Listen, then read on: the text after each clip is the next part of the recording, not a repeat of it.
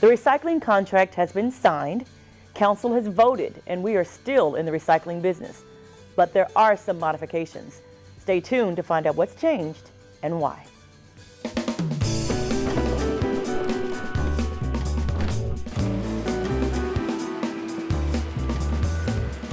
We're out here in the field rolling out the recycling carts so you can recycle curbside.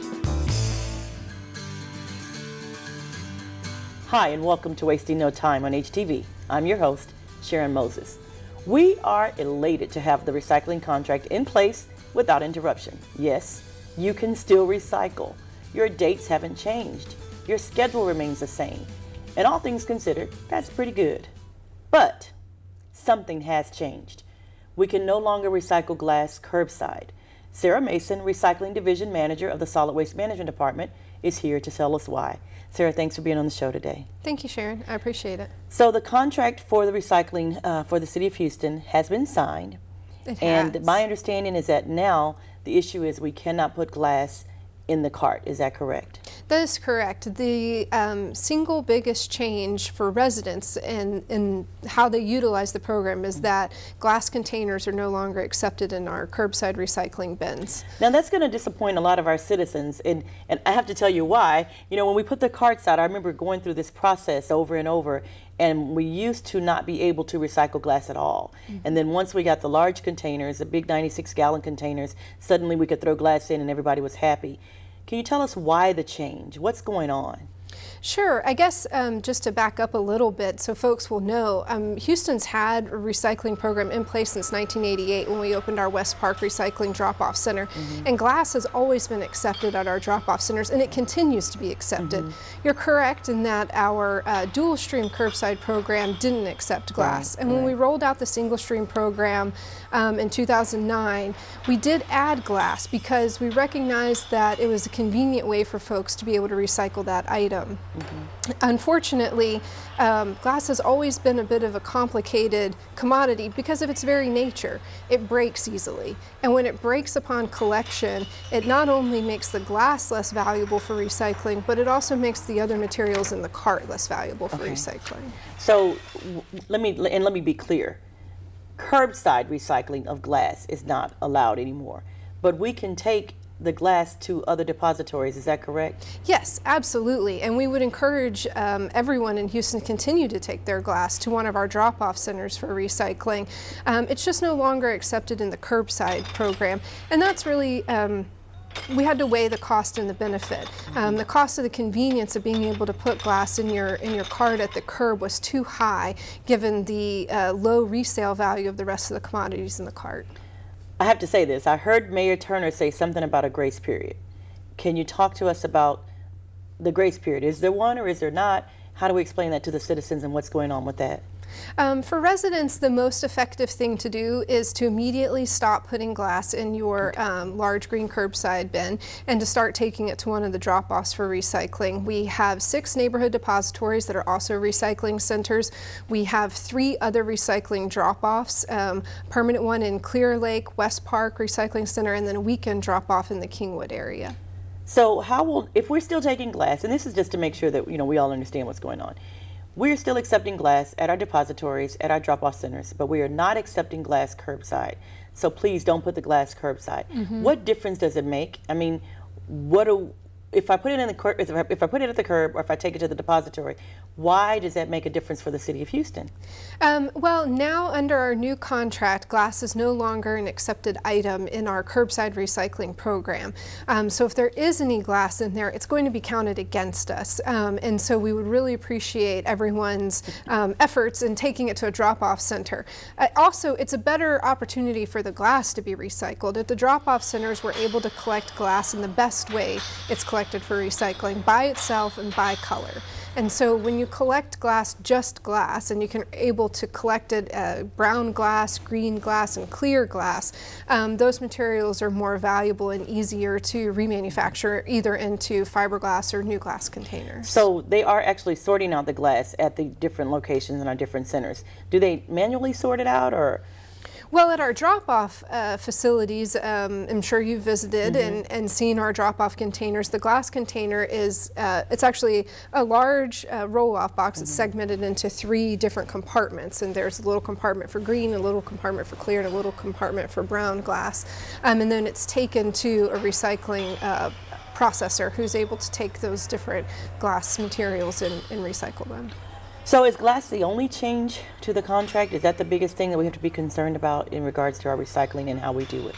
It's the only change that affects how you recycle at your house and how you recycle at the curb.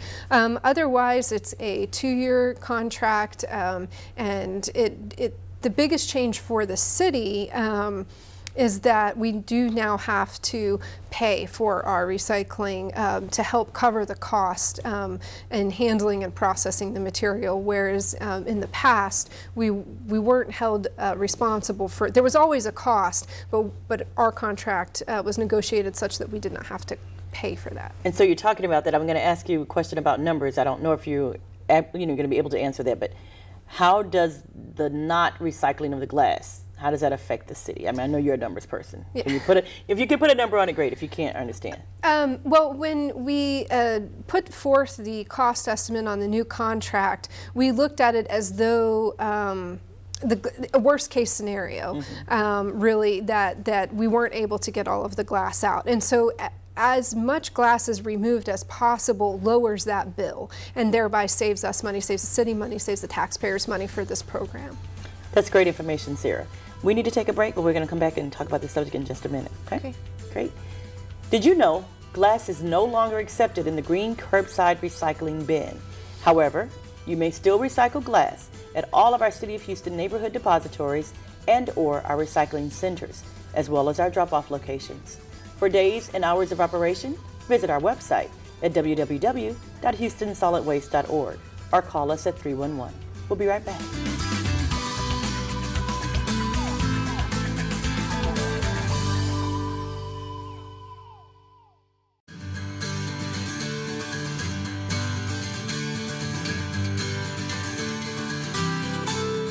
Welcome back. I'm Sharon Moses, and you're watching Wasting No Time.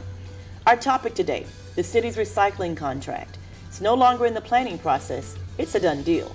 And we are staying in the business as usual mode. Well, almost. Glass is no longer accepted curbside. And here to talk more about the contractual process and the changes that were necessary is our very own Recycling Division Manager, Sarah Mason. Sarah, once again, thank you for being here. So let's talk about this contract. It's my understanding, and you correct me if I'm wrong, that originally we were paying $65 a ton for recycling. And now we've gone from $65 to $90 a ton. How does that help the city and our bottom line? You are correct. And it's a little bit complicated. It's not very complicated, but there's a lot of factors at play.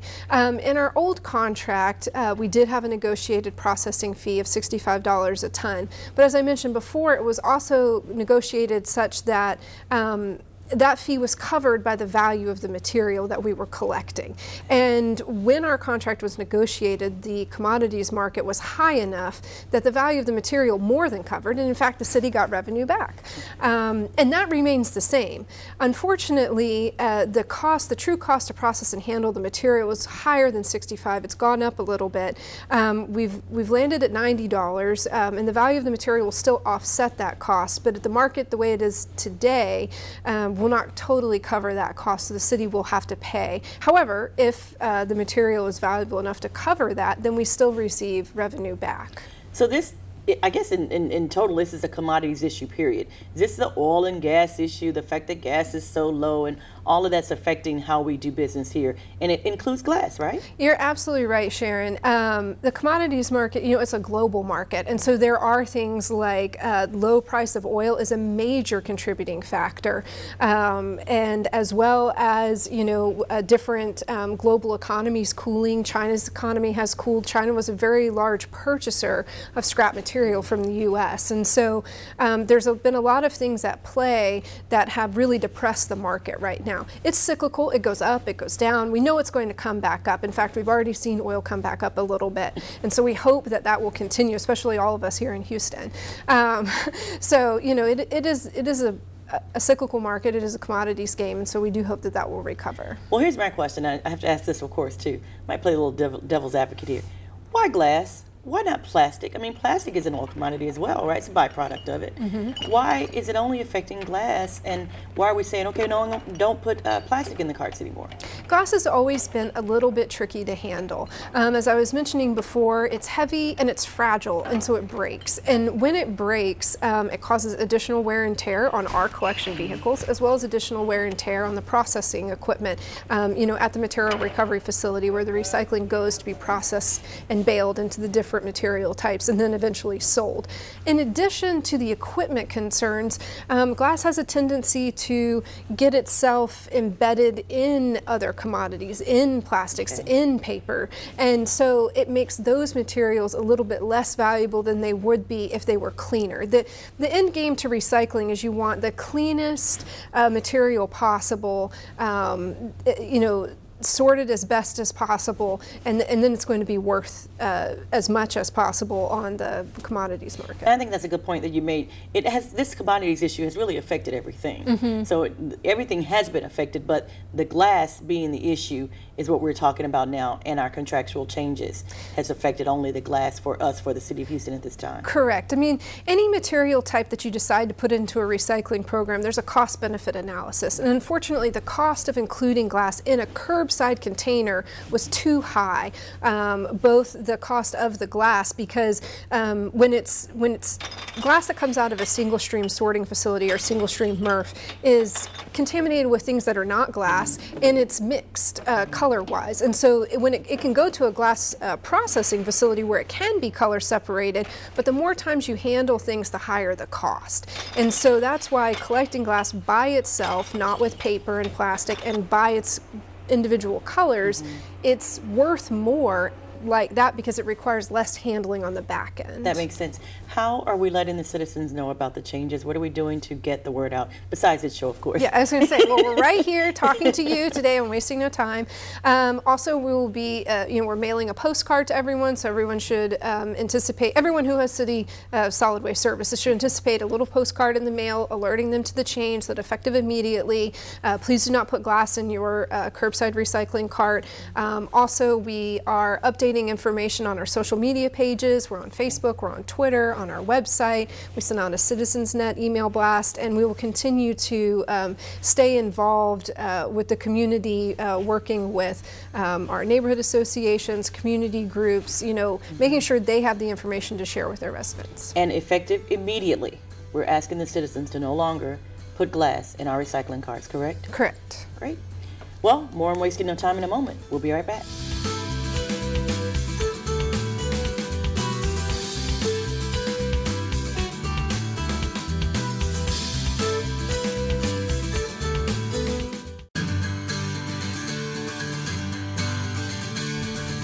Welcome back to Wasting No Time.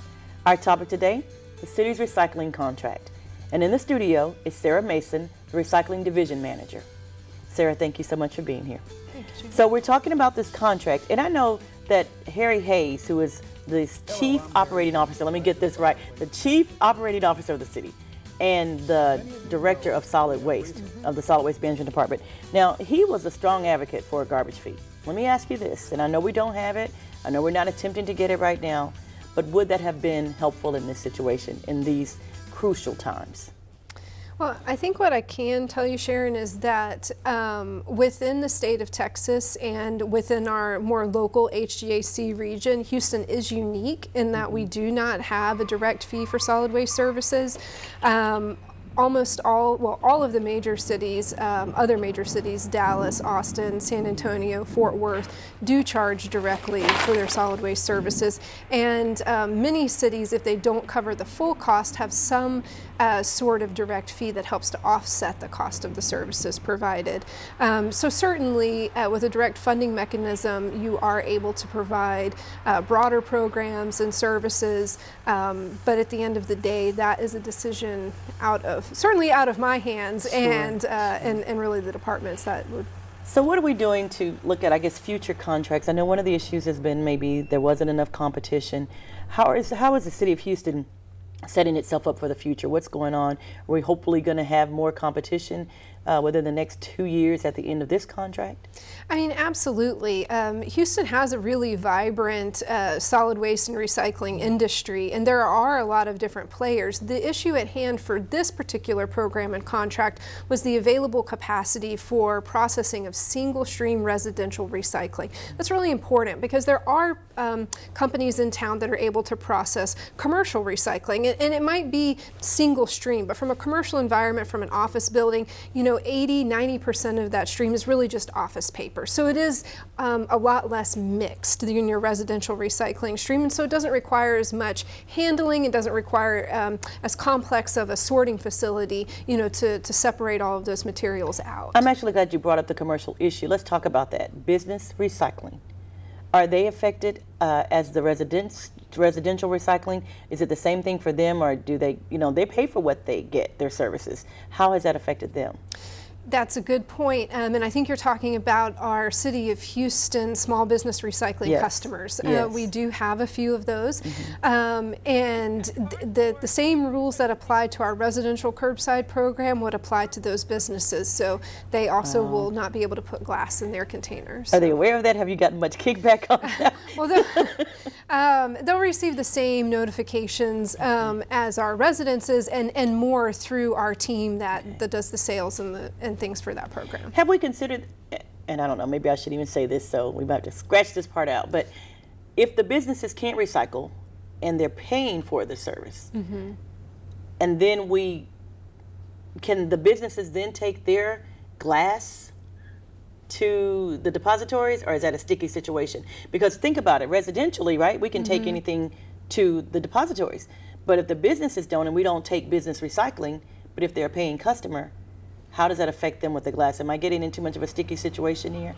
I think you've raised an interesting question. We'll probably have to take that idea and see what we can work out there. I do think there's probably some opportunity for them to be able to utilize our drop-off locations, especially for their glass items. So. But that remains to be seen, and I guess this is a work in progress. Yes. Tell us about this contract. Now, it ends in 2 years. Do we have an ending date for that yet? Do we have the exact kind of ending date? Well, it'll be March 2018, so it started March 2016, so 2 years from now will be March 2018. And to your question about sort of incentivizing competition and looking ahead, you know, the city will be issuing a request for proposals. We are going to be looking for other companies, whether they're here or would maybe be interested in developing something in Houston, to be able to handle a portion of our recycling stream.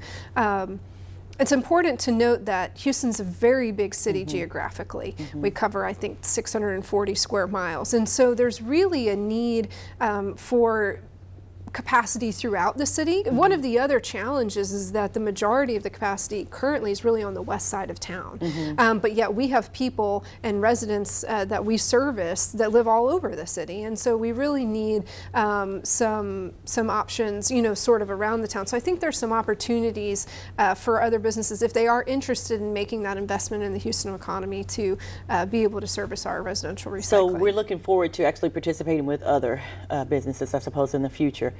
Well, we welcome competition. I mean, that's a healthy thing. It helps you get, in an ideal world, right, the best service or product for your need. And so I think that we are hoping that you know, we'll be interested to see the response and what happens with that process. I'm thinking capitalism at its best, right? Yeah. Well, you know, what's jumping in my head now is 75-25, and I want to talk to you about that when we come back. But we've got to take a break, if that's okay. All right. Did you know, while curbside collection of glass recyclables can generate high participation and large amounts of recycling, drop-off and commercial programs tend to yield higher quality recovered container glass, as it tends to be more contaminant-free. Stay tuned. We'll be right back with more Wasting No Time.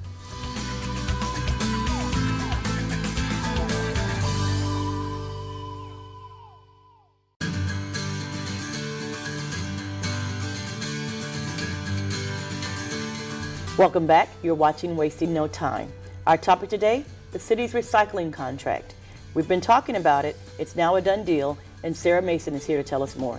Thanks for staying with the show. Tell us about the recycling contract, Sarah. We left off talking about 25 and 75. Yes. Yes. What is the issue with those numbers? Can you tell me what that means? Sure. So the 75 and 25 refers to the percent of our recycling that's dedicated under our now current contract and what we can, if there's availability, to use another processor for. Okay. So the contract that was just signed and voted on by City Council dedicates 75% of our volume each month to that facility, and then if there is another company in the marketplace that can handle the other 25%, then we could divert that material. And there are some other smaller players that do also do residential single stream processing.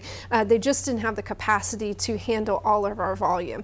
The City of Houston now recycles through our single stream program an average of 5,500 tons a month of material, which is up over 60,000 tons of material a year, which is really impressive because it wasn't that long ago when we were only doing about 10,000 tons a year. We've really grown the program. We really appreciate the participation of the Houstonians who have their green carts for putting what they need to put in them as far as recycling. So that's actually great for now. And I think this is the first time, right? It's always been one person or one company taking our garbage, right? So now we've got two. Waste Management and I forget the other name. I think well, there's two processors in town yes. for the single stream recycling. Okay. Waste Management, who we just signed the contract with. There's also another company, Independent Texas Recyclers, who has a facility that can handle a small amount of material. Well, I think that there's hope at the end of the tunnel then, because it's looking like, okay, we're getting some type of competition going on and we're sharing the wealth, so to speak. I think so, and I think there's probably a lot of folks that either have existing facilities that do commercial recycling or that do residential recycling other places that might want to come to Houston. This may be the opportunity for them to invest in this marketplace. That's wonderful. Now we have just kind of beat this thing down. No glass in the recycling carts. I think we get it. But is there something else, is there anything else that we need to know about what to put in our recycling? Is there a way to clean up our recycling, make things better even as we do business now currently? Yes. We have a couple of mascots, as you're familiar with. Reuse That Wisely. She's a large recycling Yes. cart, and Captain Cleanup. And Captain Cleanup's message is about cleaning up your recycling, cleaning up illegal dumping. And as we clean up our recycling, no more glass, please, in your curbside recycling container. But also, there's other two broad categories of things that I want folks to not put in their recycling cart. One, things that should never be in there that just aren't recyclable. That includes trash, yard waste, textiles, food waste. That should not go in your recycling cart. But equally as harmful are things that might be recyclable but are not accepted in our program. That now includes glass, but that also includes things like plastic bags or other film plastics, large rigid plastic items like tubs or children's toys or chairs, styrofoam. All of those things are technically recyclable, but they are not accepted in the curbside program. And so when folks put them in their cart, hoping that they will somehow be recycled or wishing that they will be recycled, it's actually harmful to the program. So how do we get the word out? How do we let the people know to not put these things? I'm in community outreach, and for years we've been telling them what do's and the don'ts for recycling. How does this type of thing really affect our bottom line for the City of Houston? Well, the more things that are in the recycling cart that shouldn't be, the more we have to pay. I mean, that's the bottom line. And now we do have to pay. There is a bill that will come to the City of Houston. Yeah. And so we really need folks to clean up their recycling. And an easy way to do that is just focus on the things that you know for sure can go in your recycling bin. And so that includes all types of paper, cardboard, plastic bottles and containers, as well as aluminum cans and bimetal cans, metal cans. And so those are really those are the old basics, the things that we all are familiar with being able to be recycled. So can you say, when in doubt, throw it out? When in doubt, throw it out. I think that's a better way to think about it, absolutely. Because I think if you consider, you think it's recycling, right? But if you put all this stuff in there, it's no longer recycling. It's no longer recyclable, right? And what happens to the stuff that's in your recycling cart? Where does it go then, Sarah? Well, if it ends up in your recycling cart and it's not accepted in our program, then it's going to be landfilled. And so there are some ways that you can recycle some of those things. One of the biggest offenders, Sharon, is plastic bags. Folks will put say a bunch of water bottles or soda cans, things that are recyclable, in a plastic bag, tie that off and throw it in their cart. Unfortunately, when that gets to the recycling facility and it's going across the line, there are some manual sort stations within the process. And that's going to get grabbed. That bag, if it didn't break in the truck, that's going to get grabbed and it's going to get thrown out because there's no time to open them up. And you might not be able to tell what's in there. And so if you do want to recycle your plastic bags, there's many grocery stores that have bins out front where you can return them. I recommend doing that. And if you would like to put your recycling in something before you take it out to your cart that's in your garage or behind your house, you could maybe use a smaller trash can underneath your sink, or use maybe a paper bag, and then you could put that in there, but please don't put your recycling in plastic bags. Absolutely nothing at all. And I think that's a good point too. I know at my house, when I have recycling, if I want to keep it clean and separated from the garbage, I will put it in a plastic bag, but I take it to the cart, cut it open, and dump everything in there. And that's what people need to realize. Plastic bags are absolutely not acceptable. Now, if you did the same thing with a paper bag, you could take the paper bag and just put it in the cart. Correct. Okay, so here's some of the things we're going to leave out. Number one, glass. Yes. Has to be left out. We're going to leave out toys and diapers and food products and styrofoam. So we're asking the citizens to not only keep the glass out of the recycling carts, but to clean up the recycling.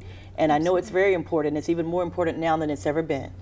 And it's affecting our bottom line. It really is. Okay. Yes. Great. Thank you so much, Sarah, for your time. Thank you, Sharon, for having me on the show. Well, thanks for staying with us. Don't forget, clean up your recycling. Leave the glass out. If you have questions, please call us at 311 or visit our website at www.houstonsolidwaste.org. And don't forget us on social media either. Be sure to give us a thumbs up on Facebook at Houston Solid Waste and follow us on Twitter at Houston Trash. I'm Sharon Moses. Thanks for watching. It's been a pleasure.